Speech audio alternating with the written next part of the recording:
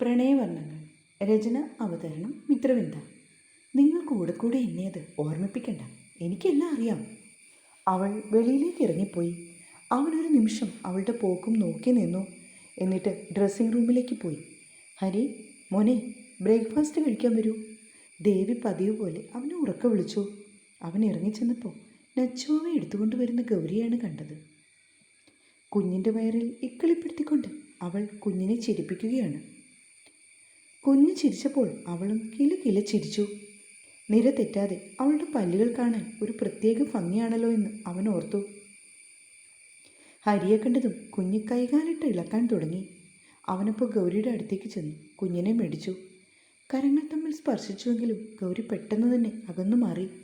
ഗൗരി, എനിക്കൊരു കോഫി വേണം, അവൻ ഗൗരിയോട് ആവശ്യപ്പെട്ടു. അപ്പോഴാണ് അമ്മാളും ഉണർന്നു വന്നത്. പിന്നിൽ നിന്ന് ഒരാൾ വന്ന് കെട്ടിപ്പിടിച്ചതും ഗൗരി ഞെട്ടിപ്പോയി. എൻ്റെ ഏട്ടത്തി, ഇങ്ങനെ പേടിക്കാതെ. എന്തൊരു ഞെട്ടലാണ്! ഈ ഏട്ടൻ ഇതുവരെയായിട്ടും ഇതൊന്നും മാറ്റിയില്ലേ? ഞാൻ പെട്ടെന്ന് അമ്മാളുമാണെന്ന് ഓർത്തില്ല. പിന്നെ ആരാകുമെന്നാണ് ഓർത്തത്? ഹരിയേട്ടൻ എന്നാണ് വിചാരിച്ചത് അല്ലേ? അമ്മാള് ചോദിച്ചതും ഗൗരി പെട്ടെന്ന് വല്ലാതെയായി. അവൾ കിച്ചണിലേക്ക് പോകുന്നത് കണ്ട് അമ്മാളു ചിരി കടിച്ചു പിടിച്ചു. ഹരിയും അത് കണ്ട് ചിരിച്ചുപോയി. ദേവിയും രേണുവും കൂടി ബ്രേക്ക്ഫാസ്റ്റിനുള്ളതെല്ലാം എടുത്ത് വെക്കുകയാണ്. അപ്പവും ചിക്കൻ സ്റ്റൂവുമാണ് കഴിക്കാൻ. ഗൗരിയും അവർക്കരികിലേക്ക് വന്നു. അമ്മേ, ഞാൻ എന്തെങ്കിലും സഹായിക്കണോ? വേണ്ട മോളെ, മോള് വാ, നമുക്ക് കഴിക്കാം. അച്ഛനും ഏട്ടന്മാരും കഴിച്ചിട്ട് മതി, ധൃതിയില്ലമ്മേ. ഏയ്, അങ്ങനൊന്നും ഇവിടെ ഒരു നിയമവുമില്ല. ഇവിടെ എല്ലാവരും ഒരുമിച്ചിരുന്നാണ് കഴിക്കുന്നത്. അവർ ഊണുമുറിയിലേക്ക് എല്ലാം എടുത്തു വെച്ചു. ഗൗരി അപ്പോഴാണ് ആ മുറി കാണുന്നത്. നല്ല വലിപ്പമുള്ള ഡൈനിങ് ടേബിളാണ് അവിടെ കിടന്നത്. മക്കൾക്ക് എല്ലാവർക്കും ഒരേ നിമിഷം ഇരിക്കാം. പുറത്തെ മുറ്റത്ത് നിറയെ കട്ടറോസയും ജമന്തിയും വാടാമല്ലിയുമാണ്. കോണിലായി ഒരു ചെമ്പകം പൂത്ത് നിൽക്കുന്നത് കണ്ടപ്പോൾ ഗൗരിയുടെ ഉള്ളം തുടിച്ചുപോയി. റൂമിൻ്റെ ഒരു വശത്തായി ഒരു ഗ്ലാസ് ഡോറാണ് സെറ്റ് ചെയ്ത് വെച്ചിരിക്കുന്നത്. അതിലൂടെ പൂക്കൾ മുഴുവൻ നിൽക്കുന്നത് കാണാം. ഡോറിൻ്റെ ഇരുവശത്തുമായി ജനാലകളുണ്ട്. അമ്മാളു അതുപോയി പതിയെ തുറന്നിട്ടു. പൂക്കളുടെ മതിപ്പിക്കുന്ന സുഗന്ധം അവിടേക്ക് അരിച്ചു കയറി, പ്രത്യേകിച്ച് ചെമ്പകത്തിൻ്റെ. മോള് വാ, ഇരിക്ക്. ദേവി വിളിച്ചപ്പോഴാണ് ഗൗരി താൻ ഈ ലോകത്തെങ്ങും അല്ലായിരുന്നുവെന്ന് ഓർത്തത്. അവൾ അമ്മാളുവിൻ്റെ അരികിലായി വന്ന് നിന്നു.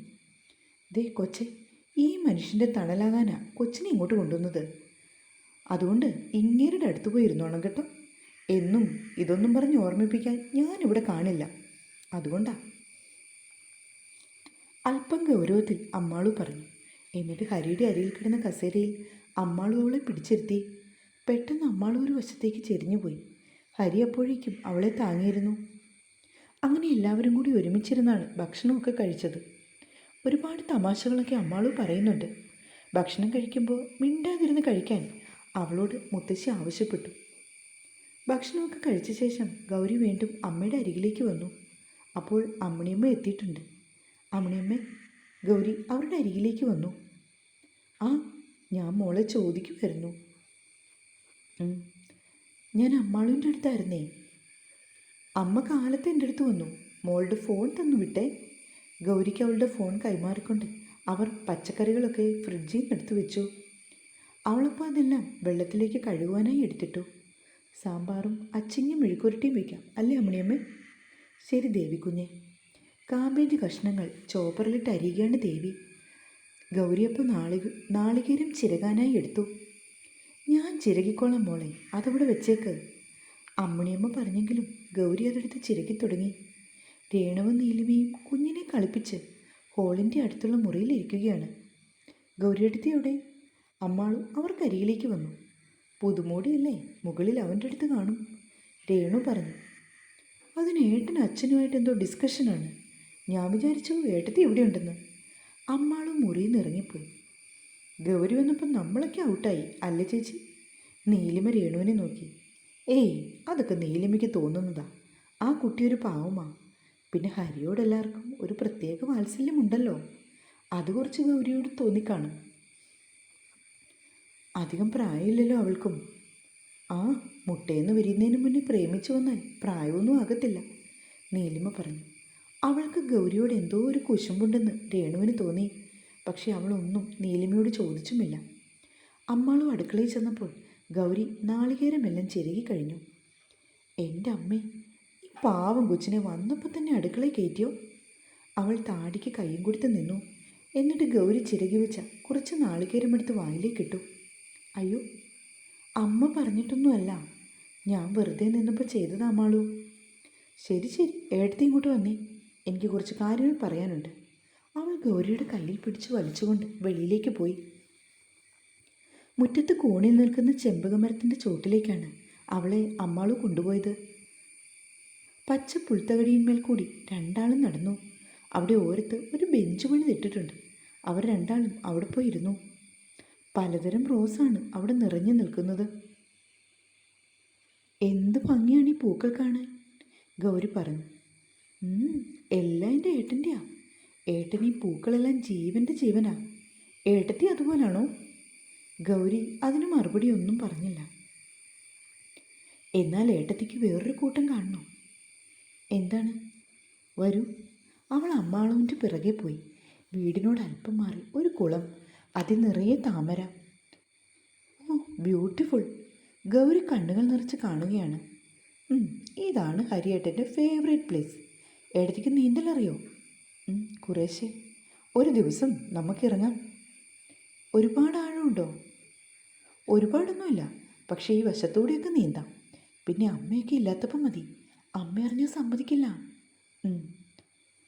ഈ കുളത്തിൻ്റെ കാര്യമൊന്നും ഏട്ടൻ പറഞ്ഞിട്ടില്ലേ?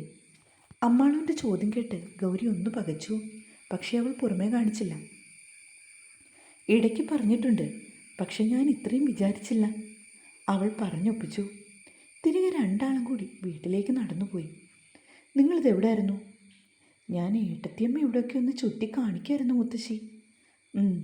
ആ സർപ്പക്കാവിൻ്റെ അടുത്തേക്കൊന്നും പോകില്ല കേട്ടോ മക്കളെ, മുത്തശ്ശി പറഞ്ഞു. ഇവിടെ കാവുണ്ടോ? ഉണ്ട് ഏട്ടത്തി. അതും ഏട്ടത്തിക്ക് അറിയില്ലേ? ഇല്ല, എന്നോട് കാര്യം അതൊന്നും പറഞ്ഞില്ല.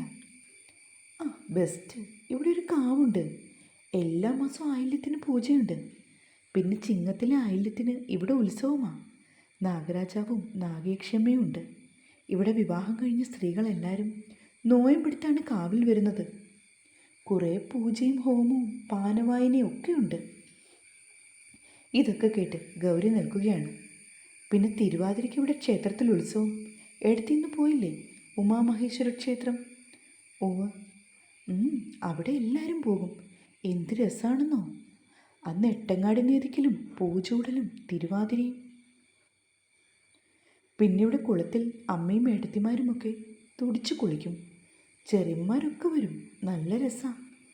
അമ്മാളു പറയുന്ന കേട്ട് ഗൗരി ഇരിക്കുകയാണ്. ഇനി ധനുമാസത്തിലാണ് തിരുവാതിര. നിങ്ങളുടെ പൂത്തിരുവാതിരയല്ലേ?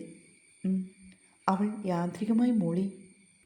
ബാൽക്കണിയിൽ നിന്നുകൊണ്ട് ഹരി നോക്കിക്കാണുകയാണ് ഗൗരി അമ്മാളും മുറ്റത്തുകൂടി നടക്കുന്നത്. ഏട്ടത്തി, ഈ മാവില്ലേ, ഇതിൽ നിറയെ കിളിച്ചുണ്ടൻ മാങ്ങയുണ്ടാകും. നല്ല ടേസ്റ്റാണ്. മാവിലേക്ക് ചൂണ്ടി അമ്മാളു പറഞ്ഞു. ഒരുപാട് പൊക്കമൊന്നും ഇല്ലാത്ത പടർന്നു പന്തലിച്ച് കിടക്കുന്ന ഒരു മാവ്. അപ്പുറത്തൊക്കെ വലിയ മാവുണ്ട്. അതിലെല്ലാം ഓണത്തിന് ഊഞ്ഞാൽ കെട്ടും. അമ്മാളു വാചാലയായി. അതെവിടാ? വാ കാണിക്കാം. അമ്മാളു അവളുടെ കയ്യിൽ പിടിച്ചുകൊണ്ട് പിന്നെ അപ്പുറത്തേക്ക് പോയി. ഇത് ഇലഞ്ഞിമരമല്ലേ മോളെ? അതെ ഏട്ടത്തി, ഇതിപ്പോൾ പൂക്കുന്ന സമയമാണ്. എന്താണോ ഈ കുറി പൂക്കാത്തത്? അമ്മാളു ആ മരത്തെ ഒന്ന് തഴുകി. ഒരു വശത്ത് മുഴുവൻ പൂച്ചെടികളാണെങ്കിൽ മറുവശത്ത് ആകെ കിളിക്കൂടുകളാണ്. ചെറിയ കുരുവികൾ കിടന്ന് കലവില് ബഹളം കൂട്ടുന്നുണ്ട്. ഒരു വള്ളിപ്പടർപ്പ് പടർന്നു പോയിട്ടുണ്ട്. അതൊരു പന്തൽ പോലെ സെറ്റ് ചെയ്ത് വെച്ചിരിക്കുന്നു. ഗൗരി അതെല്ലാം നോക്കി നിന്നു. വാ, ഒരു വട്ടം കാണിക്കാം. അമ്മാളു ശബ്ദമുണ്ടാക്കാതെ ഗൗരിയായിട്ട് ആ വള്ളിപ്പന്തൽ കയറി. നോക്കിയപ്പോൾ ഒരു കുരുവി മുട്ടയിട്ട് അടയിരിക്കുന്നത് അവൾ കണ്ടു. ശബ്ദം ഉണ്ടാക്കല്ലേ, അമ്മാളു പതിയെ പറഞ്ഞു. കുറച്ച് സമയം ആ കാഴ്ച കണ്ട് നിന്നിട്ട് രണ്ടാളും കൂടി പുറത്തേക്കിറങ്ങി. തൊട്ടു മുന്നിൽ ഹരി. അവൻ ദേഷ്യത്തിൽ വന്ന് അവളുടെ കാതിൽ പിടിച്ചു. പിടി ഹരിയേട്ടാ, വേദനിക്കുന്നു, അവൾ ഉറക്കെ കരഞ്ഞുകൊണ്ട് പറഞ്ഞു. നിന്നോട് ഞാൻ പറഞ്ഞിട്ടില്ലേ ഇങ്ങോട്ട് വരരുതെന്ന്? ആ അമ്മക്കളിയെ നീ എന്തിനാ ഡിസ്റ്റർബ് ചെയ്യുന്നത്? അവന് ദേഷ്യം വന്നു. ഹരിയേട്ടാ പ്ലീസ്, ഞാൻ ഏട്ടത്തിയെ കാണിക്കാൻ. ഗൗരി, നിന്നെ ഞാൻ എവിടെല്ലാം തിരിഞ്ഞു, നീ ഇതെവിടെയായിരുന്നു? അവൻ പെട്ടെന്ന് ഗൗരിയുടെ നേർക്ക് വന്നു. പെട്ടെന്നുള്ള അവൻ്റെ സംസാരത്തിൽ ഗൗരി വല്ലാതായി. അത് പിന്നെ ഞാൻ വെറുതെ അമ്മാളുമായിട്ട്. അമ്മാളു കയറി പോകുന്നുണ്ടോ മര്യാദയ്ക്ക്? ഹരി പിന്നെയും വഴക്ക് പറഞ്ഞതുകൊണ്ട് അമ്മാളു ഗൗരിയുടെ കൈയും പിടിച്ച് വലിച്ചു പോയി. ഓ എൻ്റെ അമ്മേ, ഹരിയേട്ടൻ ഇത്തിരി കൂടുന്നുണ്ടേ. ഇത്രയ്ക്ക് ഓവർ സ്മാർട്ട് ആവേണ്ട കാര്യമൊന്നുമില്ല. ദേവിയും മറ്റുള്ളവരും അമ്മാളുവിനെയും ഗൗരിയെ നോക്കി. എന്താ എന്താ പ്രോബ്ലം? രേണു അമ്മാളുവിൻ്റെ കയ്യിൽ പിടിച്ചു. അത് പിന്നെ രേണു എടുത്തി, ഈ ഗൗരി എടുത്തി ഞാനും കൂടി നമ്മുടെ മുറ്റത്തൂടെ നടക്കുമായിരുന്നു. ഞാൻ അമ്മാളുവിനോട് പലതവണ പറഞ്ഞിട്ടുണ്ട് ആ കിളിക്കൂട്ടിലേക്ക് പോകരുതെന്ന്. ഇവളാണെങ്കിൽ ഗൗരിയെ വിളിച്ച് അങ്ങോട്ട് പോയി. അവിടെയാണെങ്കിൽ ആ കുരുവി അടയിരിക്കുക, അതിനെ പോയി അവൾ ഇളക്കി. അവരുടെ പിറകെ വന്ന ഹരിയാണ് ബാക്കി കാര്യങ്ങൾ പറഞ്ഞത്. ഓ ഇതാണോ ഇത്ര വലിയ കാര്യം? ഞാൻ വിചാരിച്ചു വേറെന്തോ പ്രശ്നമുണ്ടെന്ന്. രേണു മുഖത്ത് ഒരു ദയനീയ ഭാവം വരുത്തി. അതുകണ്ട് ബാക്കി എല്ലാവരും ചിരിച്ചു. ഹരിക്ക് പക്ഷേ ദേഷ്യം തോന്നി. അവൻ പെട്ടെന്ന് തന്നെ മുകളിലെ മുറിയിലേക്ക് പോയി. അമ്മാളു, നിന്നോടവൻ പറഞ്ഞത് നീ അനുസരിച്ചാൽ പോരായിരുന്നോ മോളെ? എൻ്റെ അമ്മ, ഞാനതിനാരെയാ ഇതെല്ലാം കാണിച്ചത്? ഏട്ടൻ്റെ ഭാര്യയല്ലേ, വേറെ വല്ലവരും ആണോ? നിന്നോട് തർക്കിക്കാൻ ഞാനില്ല. മോളെ ഗൗരി, മോള് റൂമിലേക്ക് ചെല്ല്. ഇവൾ പറയുന്നതൊന്നും മോള് മുഖവിലേക്ക് എടുക്കണ്ട. മുത്തശ്ശിയായിരുന്നത്. ഗൗരി വെറുതെ തലകുലുക്കി. എന്നിട്ട് മുകളിലേക്ക് കയറിപ്പോയി. അവൾ ചെന്നപ്പോൾ ഫോണിൽ ആരോടോ സംസാരിക്കാണ് ഹരി. ഗൗരിയാണെങ്കിൽ എന്ത് ചെയ്യണമെന്നറിയാതെ നിന്നു. അത് മനസ്സിലാക്കിയ ഹരി ബാൽക്കണിയിലേക്ക് ഇറങ്ങിപ്പോയി. ഗൗരി ആ റൂമിൽ കിടന്ന് ഒരു കസേരയിലിരുന്നു. തൻ്റെ ഫോൺ അവിടെ ഇരിക്കുന്നത് അപ്പോഴാണ് അവൾ കണ്ടത്. അവൾ വീട്ടിലേക്ക് വിളിച്ചു. ഹലോ അച്ഛ. ആ മോളെ, ദേ ഗൗരിമോള് വിളിക്കുന്നു. അച്ഛൻ്റെ ശബ്ദം. മോളെ ഗൗരി, ഹരി എവിടെ? ഹരി ആരെയോ ഫോണിൽ വിളിക്കുവാണച്ഛ. മോള് കാപ്പി കുടിച്ചോ? കുടിച്ചു. ലക്ഷ്മി ചേച്ചിയും കുഞ്ഞും എവിടെ? അവൾ കുഞ്ഞിനെ കുളിപ്പിക്കുക. മോളെ ദേ അമ്മ വന്നു. അച്ഛൻ അമ്മയുടെ കയ്യിൽ ഫോൺ കൊടുക്കാം. അതും പറഞ്ഞുകൊണ്ട് അയാൾ ഫോൺ സീതയ്ക്ക് കൊടുത്തു. പിന്നീട് സീതയും അവളോട് സംസാരിച്ചു. കുറച്ച് സമയം കഴിഞ്ഞ് അവൾ ഫോൺ കട്ട് ചെയ്ത് നോക്കിയപ്പോൾ കണ്ടു ബെഡിൽ ലാപ്ടോപ്പ് വെച്ച് എന്തൊക്കെയോ ചെയ്യുന്ന ഹരിയെ. അവൾ കസേരയിൽ നിന്ന് എഴുന്നേറ്റ് വെളിയിലേക്ക് പോകാൻ തുടങ്ങി. നിൽക്ക്. നോക്കിയപ്പോൾ ഹരി അവളുടെ അടുത്തേക്ക് വന്നു. നീ എങ്ങോട്ടാ പോകുന്നത്? അവൾ മറുപടിയായി കൂർപ്പിച്ചുള്ള ഒരു നോട്ടം നോക്കി. നീ നോക്കി പേടിപ്പിക്കണ്ട. ഇന്നലെ കല്യാണം കഴിഞ്ഞതേ ഉള്ളൂ നമ്മൾ. എല്ലാ ഭാര്യമാർക്കും അവരുടെ ഭർത്താവുമായി ഒരുപാട് സംസാരിക്കാനും പറയാനും ഒക്കെ കാണും. മറ്റുള്ളവരെ ബോധിപ്പിക്കാനെങ്കിലും നീ കുറച്ച് സമയം ഇവിടെ ഇരിക്കും. വർഷങ്ങളായി പ്രണയിച്ച് നടന്നവരല്ലേ, ഇനി കൂടുതലൊന്നും പറയാനില്ലെന്ന് അവർക്ക് തോന്നിക്കോളും. താൻ അതോർത്ത് തലപുണ്ടാക്കണ്ട. അതും പറഞ്ഞുകൊണ്ട് അവൾ ഡോർ തുറന്നിറങ്ങിപ്പോയി. നച്ചുമാവെ എടുത്തുകൊണ്ട് ഗൗരി വരാന്തയിൽ കൂടെ വെറുതെ നടന്നു.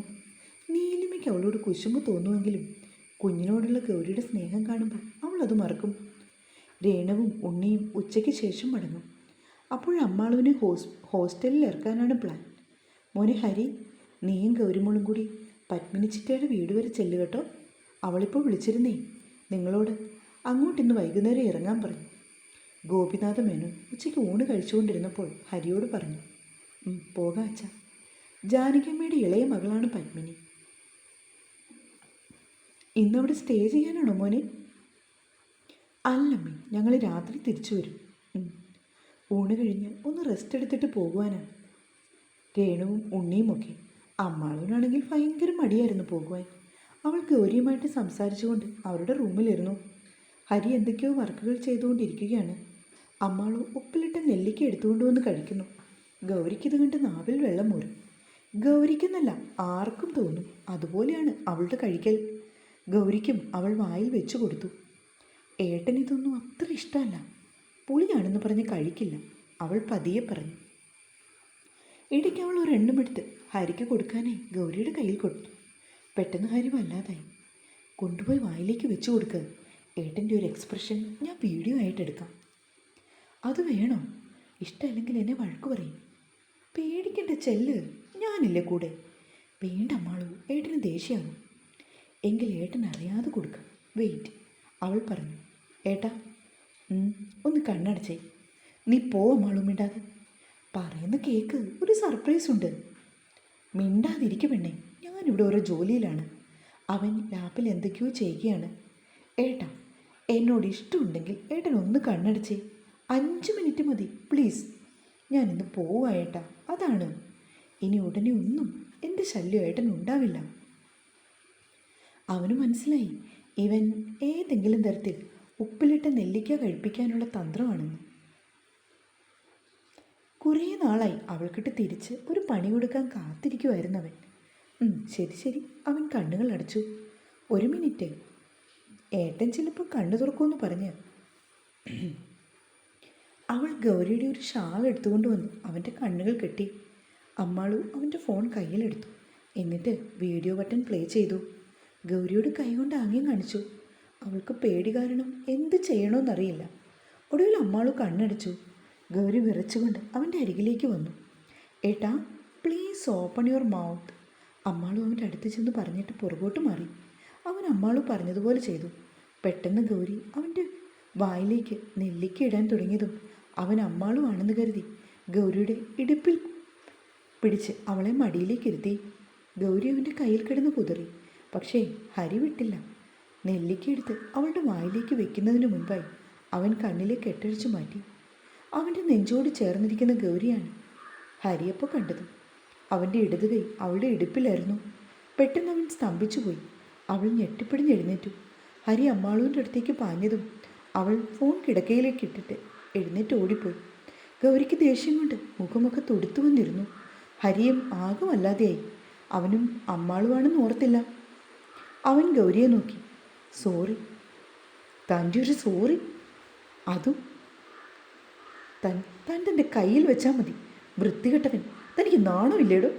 അവൾ തൻ്റെ ഇടുപ്പിലേക്ക് കൈ ചേർത്ത് പിടിച്ച് തിരുമ്മിക്കൊണ്ട് പറഞ്ഞു. ഡീ, നീ എങ്ങോട്ടാ കത്തി കയറിപ്പോകുന്നത്? അവൾ നെല്ലിക്ക എൻ്റെ വായി വയ്ക്കാൻ പറഞ്ഞപ്പോൾ അതിന് കൂട്ടു നിന്നിട്ട് കിടന്ന് ചിലയ്ക്കുന്ന കേട്ടില്ലേ? അവനും വിട്ടുകൊടുക്കാൻ ഭാവമില്ല. തൻ്റെ അനുജത്തെ പറഞ്ഞിട്ടാണ് ഞാനങ്ങനെ ചെയ്തത്. അവൾ ദേഷ്യം കൊണ്ട് വിറച്ചു. അവൾ പറഞ്ഞ നീ എന്തും ചെയ്യുമോ? എടി എന്തും ചെയ്യുമോന്ന് അവൾ പറയുക. എനിക്കൊരു ഉമ്മ കൊടുക്കാനെന്ന് പറഞ്ഞാൽ നീ എനിക്ക് ഉമ്മ തരുമോ? അവൻ ഗൗരിയുടെ അടുത്തേക്ക് വന്ന് ചോദിച്ചു. അയ്യട, തൻ്റെ മനസ്സിലിരിപ്പ് കൊള്ളാം. നാണമില്ല തനിക്ക്? ഇല്ലടി, എനിക്കൊരല്പം പോലും നാണമില്ല. നീ എൻ്റെ ഭാര്യയാണ്. അല്ല പിന്നെ, ഞാൻ നിങ്ങളുടെ ആരുമല്ല. അപ്പോൾ പിന്നെ ഇതെന്താ? ഇതാരാണ് കെട്ടിയത്? അവൻ ഗൗരിയുടെ താലിമാലെടുത്ത് അവൻ്റെ കയ്യിലേക്ക് ചേർത്ത് വെച്ചു. ഇതിൻ്റെ പേരും പറഞ്ഞ് നിങ്ങൾ ഒരുപാട് നിഗളിക്കണ്ട. പൊട്ടിച്ച ക്ലോസറ്റിൽ കളയാൻ എനിക്കൊരുപാട് സമയം വേണ്ട. കാണണോ തനിക്ക്?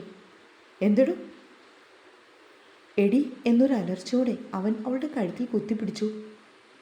എന്താടി നീ പറഞ്ഞത്? ഒന്നുകൂടെ പറയടി. എടി പറയാൻ. അവൻ്റെ കൈയുടെ ബലം കൂടി. ഗൗരി അവനെ ബലമായി പിടിച്ച് തള്ളി. എന്നിട്ട് അവൾ ശക്തമായി ചുമച്ചു. ശ്വാസം എടുത്തു വലിച്ചു വിടുന്നത് കണ്ടപ്പോൾ ഹരിക്ക് പേടിയായി. വാതിലിൽ ആരോ മുട്ടുന്നത് കേട്ടതും അവൾ വാഷ്റൂമിലേക്ക് ഓടിപ്പോയി. ഹരി ഡോർ തുറന്നപ്പോൾ അമ്മാളുമാണ്. സോറി ഏട്ടാ. അവളതും പറഞ്ഞ് വീണ്ടും തിരിച്ചോടി. അവൻ ഡോർ ലോക്ക് ചെയ്തിട്ട് വാഷ്റൂമിലേക്ക് ചെന്നു. നോക്കിയപ്പോൾ കണ്ടു ഇടനാഴിയിലെ ഭിത്തിയിൽ ചാരി ഇരുന്ന് കരയുന്ന ഗൗരി. അവന് സങ്കടം തോന്നി. താൻ അങ്ങനെ ചെയ്തതിൽ അവൾക്ക് വേദനിച്ചോ എന്ന് അവന് തോന്നി. അവൻ ഗൗരിയുടെ അടുത്തേക്ക് ചെന്നതും അവൾ എഴുന്നേറ്റു. ഗൗരി, നിനക്ക് വേദനിച്ചോ? I am sorry. പെട്ടെന്നായിരുന്നു അവളുടെ വലതുകരം വായുവിൽ ഒന്ന് ഉയർന്നു പൊങ്ങിയത്. തുടരും.